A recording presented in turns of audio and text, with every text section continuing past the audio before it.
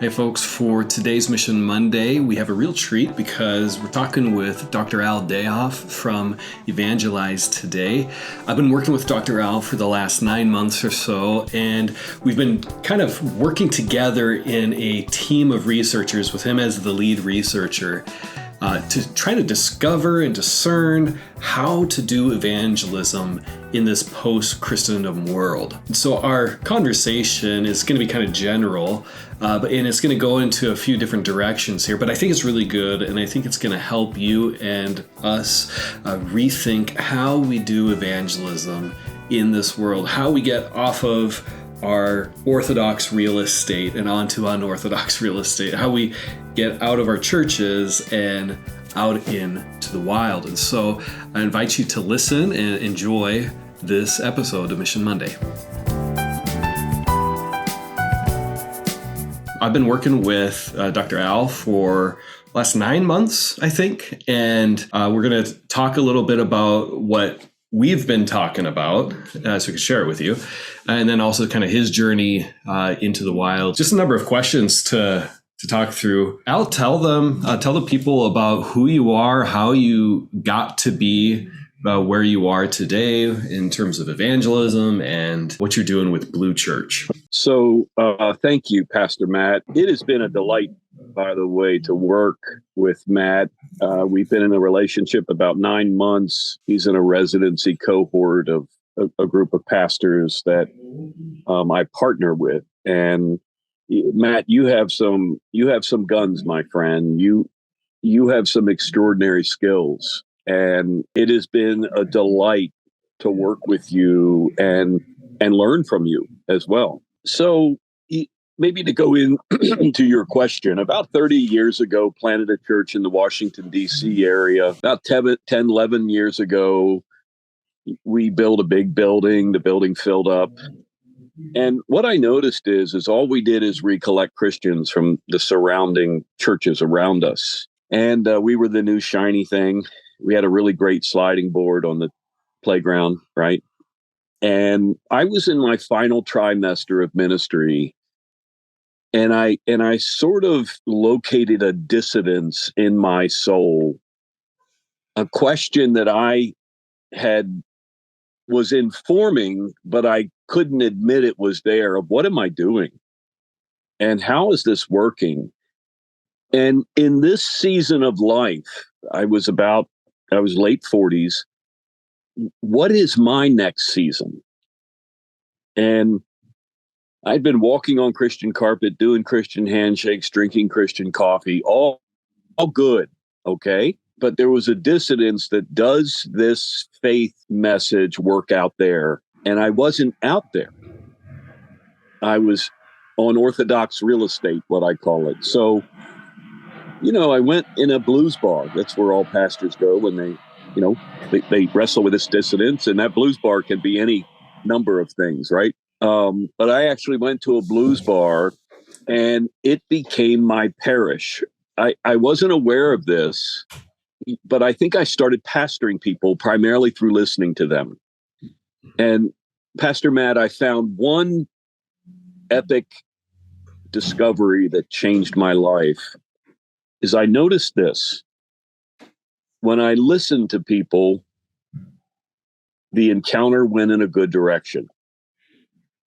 When I talked, not so much.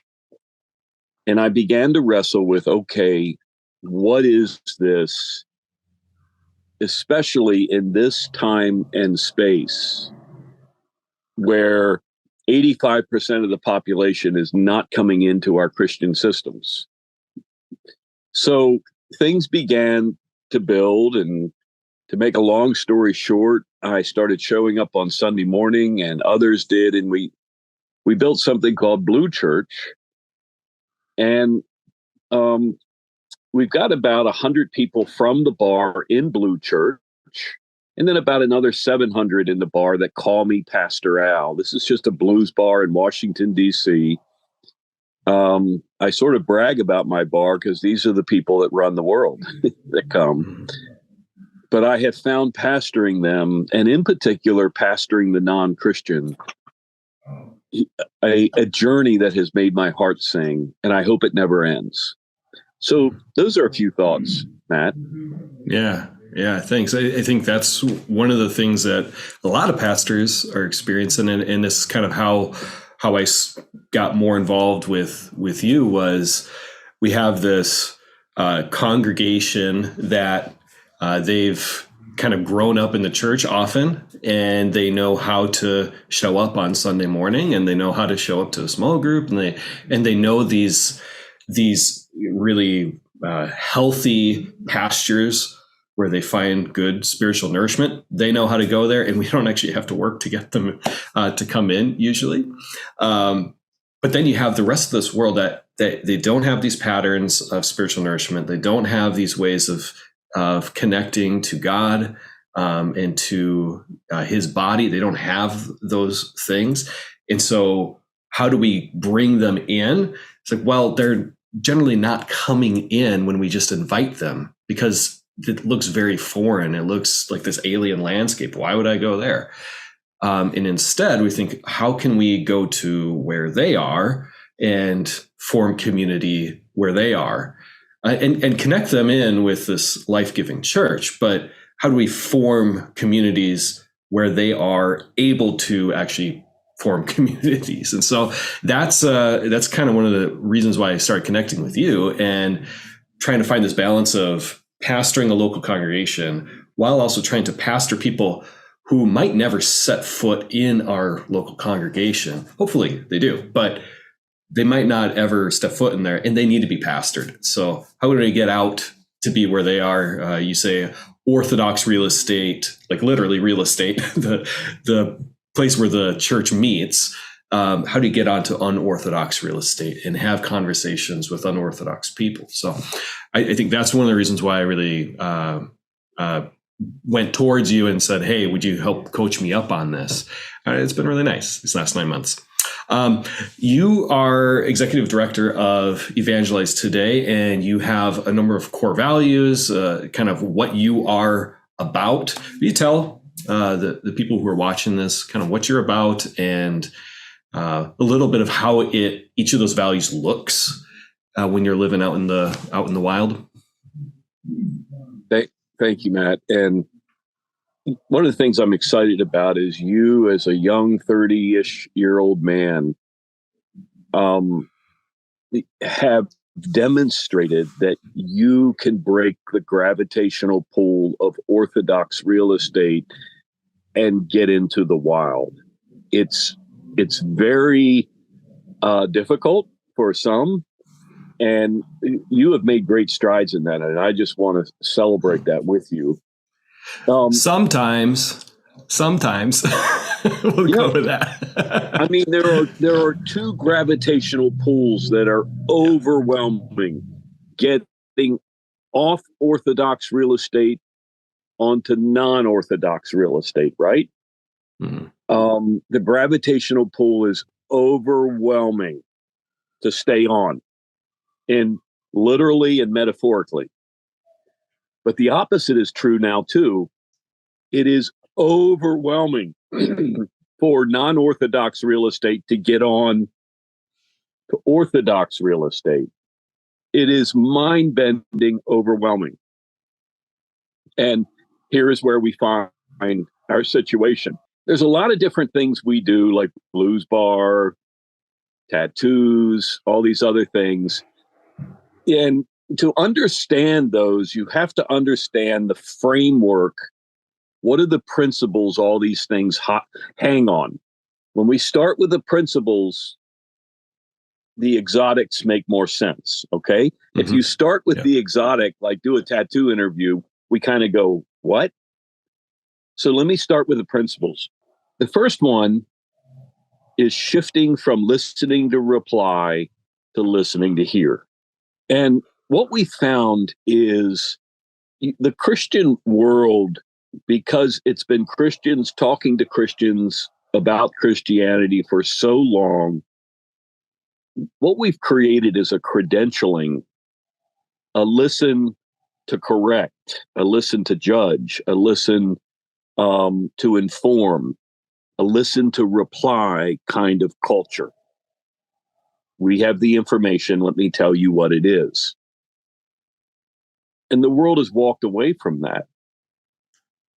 So shifting from listening to reply to listening to hear, and hearing might be the journey of life. You know, the first evangelist, Pastor Matt, in Genesis 3, asked an epic question to Adam in the Garden of Eden and his dear wife Eve. They were running and hiding from God, you know, and that's a huge metaphor for where we are right now. Mm-hmm. But God pursued them, and something came out of God's mouth that really demonstrates this first principle. And he asked this epic question as the first evangelist in the Bible: where are you? Mm-hmm. So you'll hear my dogs in the background here. So the first principle is shifting from listening to reply to listening to hear. This is not a technique. It's a shift in our character. It's a deep journey. Can I stop you? Can you stop you right there? So please. We've kind of traditionally heard good news sharing, sharing the gospel. That means talking, right?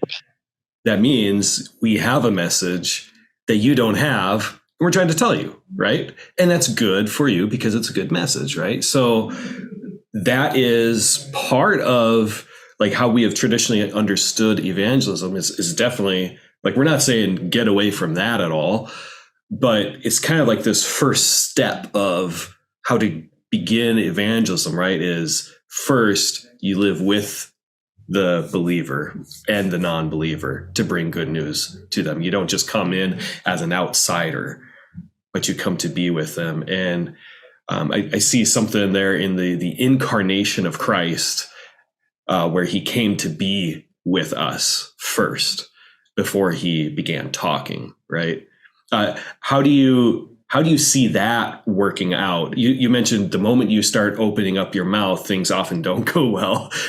The more you stay quiet and you listen to people, things go well. But how do you get to that point of I'm listening to hear them rather than listening to respond? Like, how do you still stay in that listening mode while wanting to eventually get to the point of I am going to respond at some point? There's two quick thoughts, Pastor Matt. One is I'm writing a book called Monastery, The Spiritual Formation of the Pastor. And we found in the Middle Ages, as the church went and evangelized Europe, and it did it very effectively, by the way, they didn't send the Dominican monk, which was the teaching, talking intellectual. They sent the Benedictine monk to go work with the people in the fields, which is what the economy was and where the people were by day of that.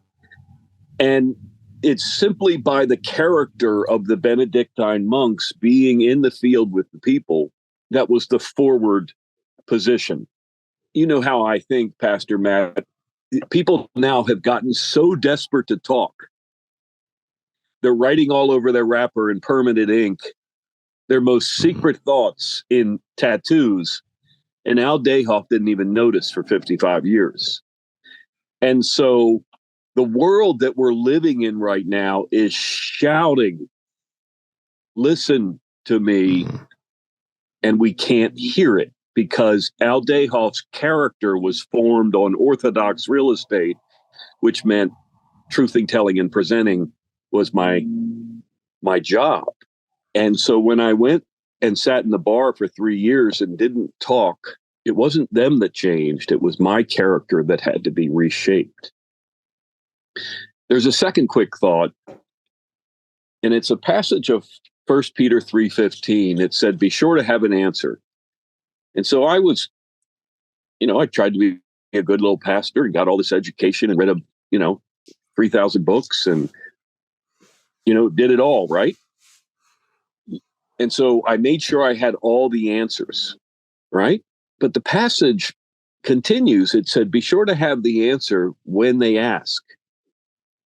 And Pastor Matt, my come to Jesus time in my life was, why does nobody ever ask me about my faith? Mhm. Why does no one ever ask? And that put me on a journey of going into the wild and sitting and listening. And that's where this principle, shifting from listening to reply to listening to hear, that was the laboratory.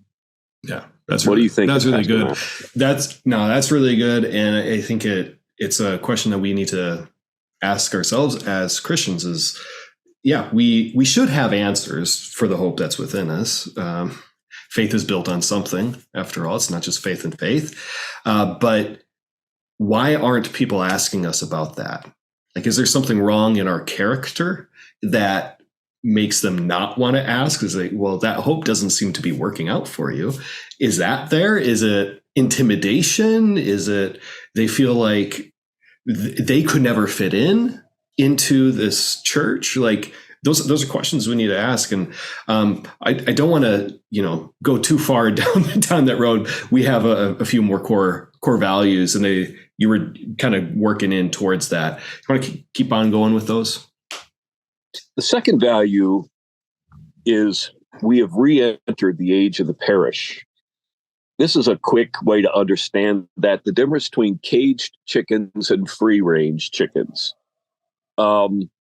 We have built the traditional church, which is still relevant, still important, but the culture has gone free-range. Okay? Mm-hmm. It's literal and it's metaphorical. We're answering questions that people aren't asking. And the only way to find those questions is to be with them. And so a parish is not a replacement for the traditional brick and mortar church, but we're finding an extraordinary amount of resources of mind, money, and emotions are put in inviting people into the preaching room, right? Come into this room, come into the preaching room. And what we find is they need a step before that. Mm-hmm. And it's called a parish.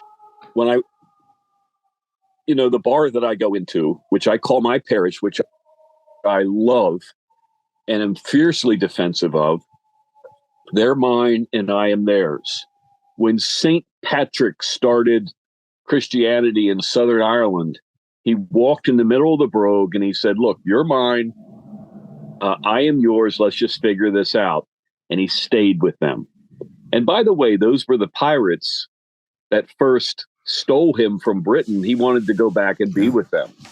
Yeah. And so it's a directional change of our ordained ministers now, where the ministers are saying, come in this preaching room. And people largely aren't.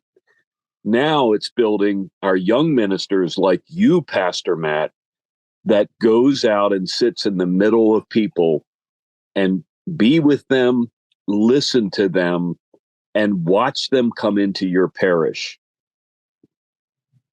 Everybody's looking for a spiritual person to be in their life. Even when they're protesting, they're not. It's just, do we know how to be there? So we're in an epic pivot where we've re-entered the age of the parish. And can we build a new generation of ministers and helpers to those ministers to do that? Pastor Matt, you sat on a sidewalk with a sign, does your tattoo have an interview, not long ago? Mm-hmm. And people went, well, of course it does. And there was an emotional deposit. One is you made an emotional deposit in them by wanting the question. They made an emotional deposit in you by saying, here's my story. What was happening in that stew, that primordial recipe, is a parish was being born, that you were given access to a sacred space. So we've re-entered the age of the parish. A third value is this: a research, introspection, discovery way of sharing faith.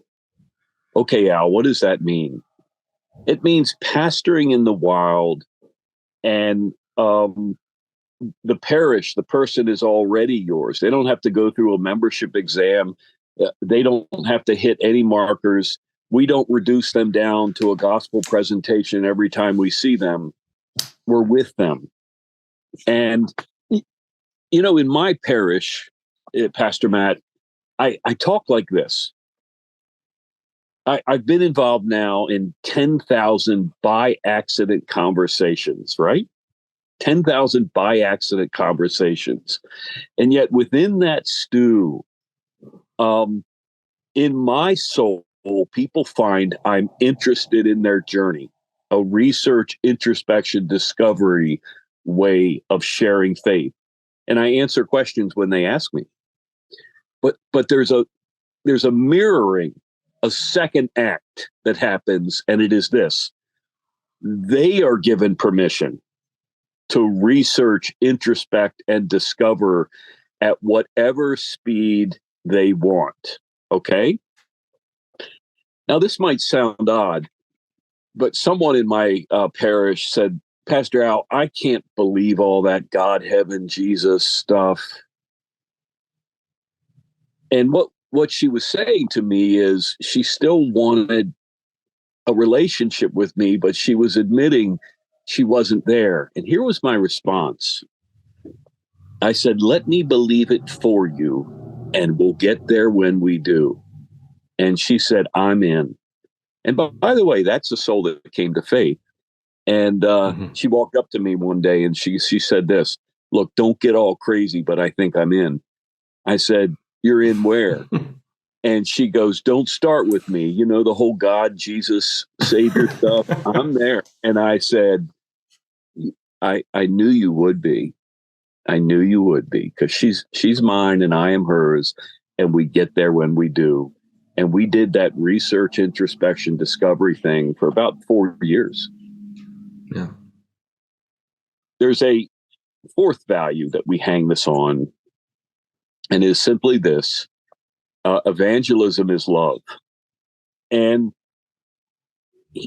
this is something I discovered, Matt, that something welled up inside of me about my parish that's in a blues bar.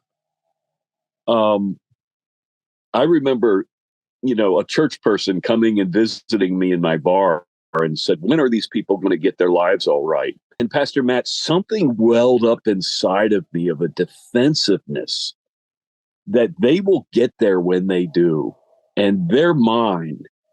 And,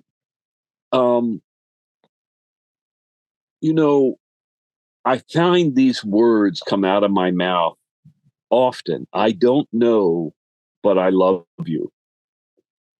And one of the fun things that I've done about 15, 20 funerals in the blues bar, right? Right in the bar.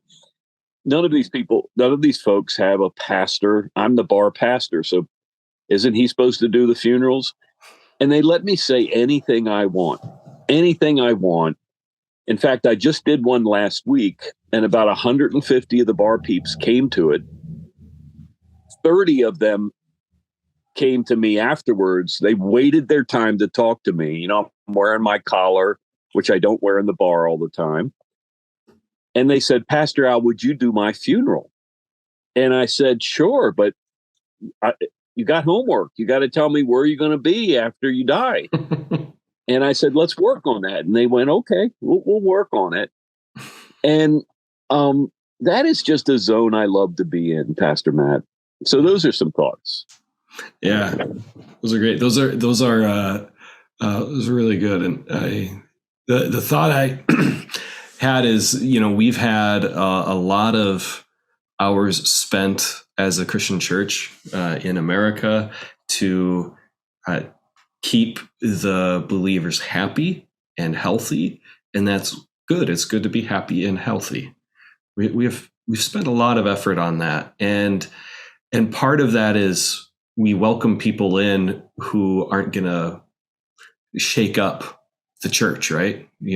People who aren't going to be problems, and experienced it in youth ministry. You have the kid who spilled red Kool-Aid on the carpet. Well, Jimmy can't come to youth group anymore, right? Like we spend a lot of heart energy on that, and it's often not that productive. It's not that worthwhile to just keep people happy and healthy in that way. Our congregations are Bible scholars. They've had all these sermons already. They are incredibly smart people who have had a wealth of resources. They can, in a lot of ways, care for themselves. A lot of pastors kind of put so much effort in caring for them. I'm not saying they shouldn't care for them, but it's just there's so much hard effort. But if, any of my friends or, other pastors are listening to this, the opportunity to have those conversations that you just had at a funeral in a bar where 30 non-believers are coming up to you and saying, yeah, I don't really know where I'm at right now, but I like you and I want you to help me get there. And I want you to do my funeral. Like that's how many pastors would kill to have that? I mean, hopefully not kill, but how many would want that sort of conversation to be a normal thing? And hopefully that's like, hopefully all of us would, right? And that's one of the things I've really enjoyed about working with you is you've kind of helped push me into those conversations that I wanted, but I didn't quite know how to get into them. One of the kind of tools, the exotic thing you were talking about earlier are these tattoo interviews. You've had me doing a bunch of tattoo interviews and sometimes record, but most of the time just like as I'm out and about, that I'm looking for people with tattoos, and when the setting is right, to ask them about them. Why on earth are you having me do that? It's great, but why? I have no idea. No, I'm teasing. One of the things you might want to look at, the listeners to this, is Tattoo Story Hunter on TikTok and Facebook, and got dozens. You're on and dozens TikTok? What's that? Wow, you're on TikTok. My goodness. I didn't think they let people with white hair on there. Oh, okay. Listen, no hair, Matt. Oh, okay, okay, gotcha. That's your in. All right, there you go. Listen, the 20-year-olds are stalking me on TikTok. I just, this super uncool guy, and I had 37,000 hits the other day. My goodness. To one of, yeah, and I'm thinking. And you know what I do to them, Pastor Matt, and I'm learning to do is I father them. So let's get back to your question about tattoos. There's this weird hurdle. Okay. For 55 years, I didn't care that I didn't care about a tattoo. They're over there. I'm not going to get it any. What is that? But when the bar became my parish, an optic opened up and I saw a tattoo. And this question came out of my mouth to the lady right on the corner where I sit. Does your tattoo have a story? I thought I was so original. And for 3 hours, she told me her secrets. And I said, how did I miss this? So I went and did 1,000 tattoo interviews all over the country and spent 4 months in a tattoo studio. And it has created a journey and adventure in the wild that I cannot quite explain. I get invitations to about 20 tattoo conventions a year. I can't go to most of them to be a speaker or a vendor. I don't even have tattoos, Pastor Matt. But here's a few constructs to understand a tattoo. And Matt, you've hit it out of the ballpark because your emotional intelligence is available for a tattoo. You know how to hold space. But here's some doorways into a tattoo. The first one is this. Whatever is going on the inside in this life cycle and history is migrating to the outside in permanent ink. You want to know what's going on in the soul of man? Learn to read the outside. They're like stained glass windows that are telling the secrets of the soul. Okay? Here is a second construct. I was only able to come up with the question, do I agree or disagree with tattoos? And that came from being wired and living on Orthodox real estate. Okay. I was in-house for 50 years. I was unable to come up with the question, what are they? And that took an exploration and being immersed and embedded in the wild.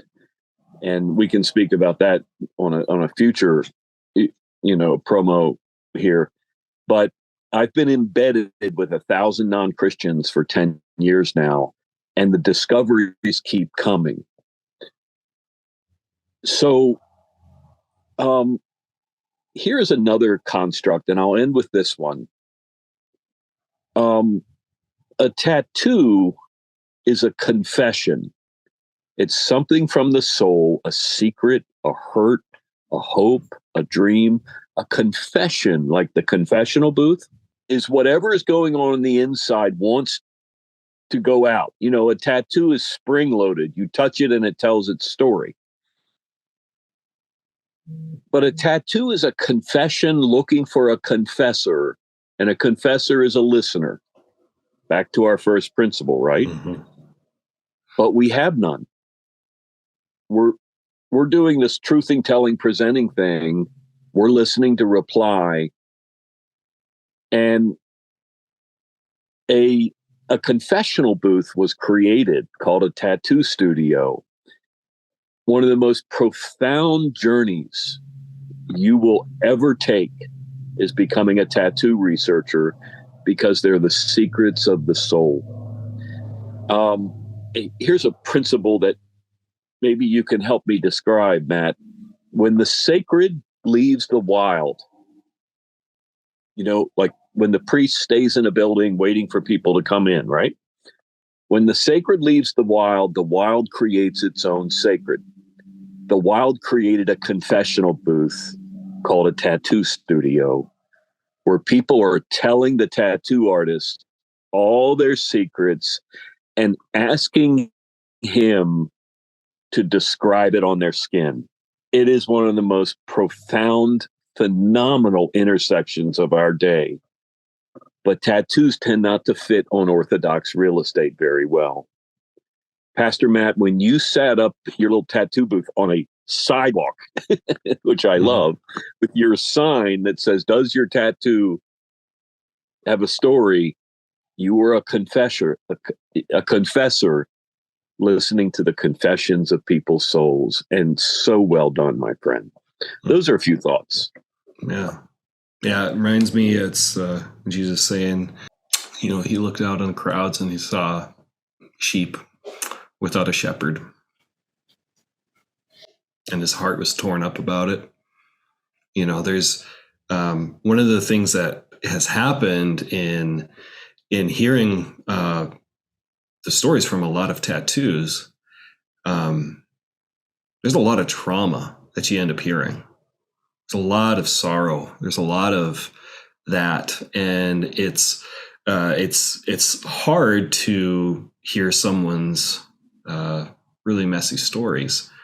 But one of the beautiful things, if not the most beautiful thing that the church has to give, is good news for sorrow. And it's the beauty of the gospel is so multifaceted that, each individual person's story is not just a sad story in the gospel, but it's the sad story, kind of a Sam Gamgee in The Lord of the Rings says towards the end, when he sees Gandalf, who has come back to life, and he says, Gandalf, you're alive.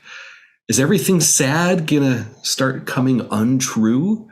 And that's part of, I think, the pastor or whoever who is doing tattoo research, and it's just shifting into more of a listening to hear mode, is first we're able to hear those stories and hear those sad stories more. And then eventually, as relationships are built, the people are able to begin seeing how the gospel begins to take that sad story and make it untrue, turn it into a redemption story. And I think that's really part of what we're trying to do, is show the multifaceted beauty of the gospel in each person's life. In order to do that, you need to know what they're going through. And this is kind of a way to do that. Al, we've kind of gone over time that I was thinking, but anything else you would like to say, ways that people can get in touch with you if they're interested in hearing more? Do you have books? So we have a list of our books. You can start with the website evangelizetoday.com. And just, I say to people, spend 20 or 30 minutes just looking around. Find what you find, right? If you're interested in, we're starting a training, Thursday night training time from 7 to 8 p.m. every Thursday, starting September 21st, 2023. And you can sign up for that on the website, evangelizetoday.com, and you'll get an hour of me going through a workshop. We've got about 40, 50 workshops now. And I just want to say this: the Lord bless you and watch over you. Pastor Matt, please keep going. When I'm in a rocking chair in West Virginia, we need to switch roles, okay? You need to, whatever I'm doing, you need to be doing, my friend. Actually, you're doing it now. And just thank you for this time, and the Lord bless you. Okay, bless you too. And thank you all for watching. This is Mission Monday, and God bless you as you join Jesus on his mission. Bye now.